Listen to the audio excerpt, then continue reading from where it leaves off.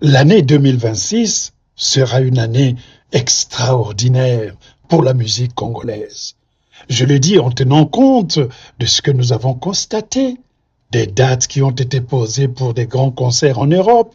Vous avez d'un côté le double Stade de France de Fally Ipupa et de l'autre la présence de Ferregola à l'Accor Arena en avril prochain.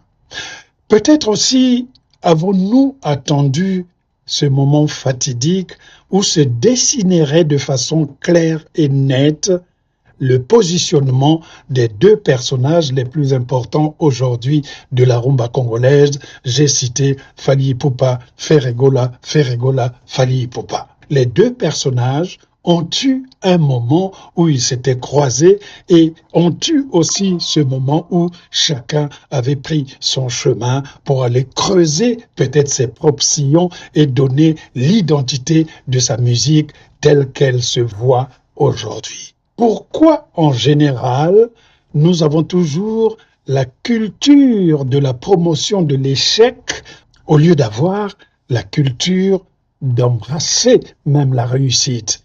Parce qu'il est plus facile d'entretenir l'échec, parce qu'il est plus facile de noyer, parce qu'il est plus facile de détruire que de construire, que de sauver de la noyade, et enfin, parce qu'il n'est pas facile pour beaucoup de pouvoir parler de la musique avec la substance, en expliquant l'évolution de cette rumba congolaise depuis les premiers balbutiements jusqu'à l'arrivée de ces pères fondateurs qui nous ont donné les rythmes, qui ont introduit les danseuses, qui ont introduit le saccadé, qui ont introduit finalement cette sorte d'identité congolaise qui devient le passeport culturel le plus envié de notre continent.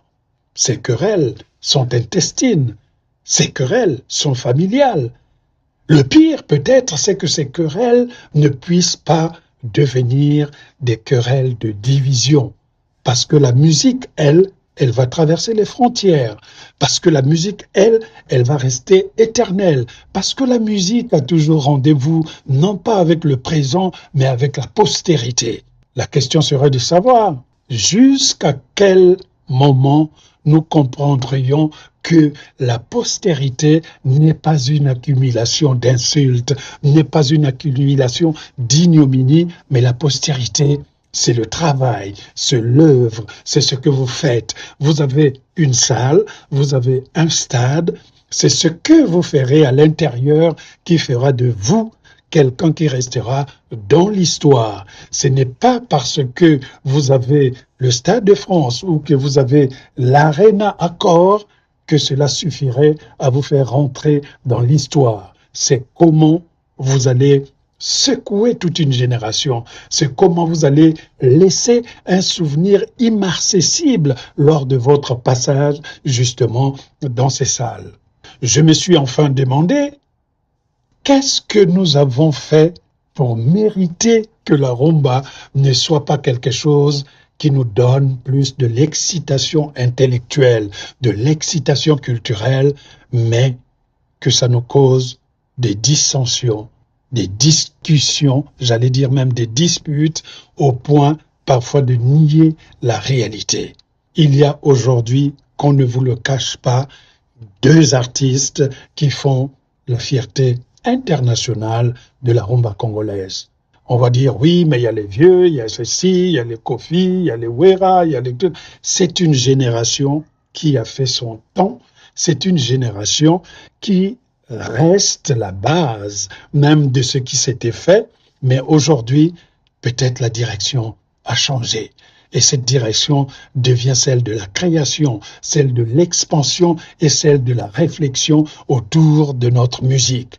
C'est pour cela que je ne peux pas vous cacher l'enthousiasme que j'ai, le bonheur que j'ai de me dire 2026, ça sera peut-être l'année qui, dans quelques décennies, sera indexée comme le moment où la rumba avait pris la bordure pour traverser de l'autre côté et prendre l'autoroute et arriver jusqu'au royaume Nkunga. Kata.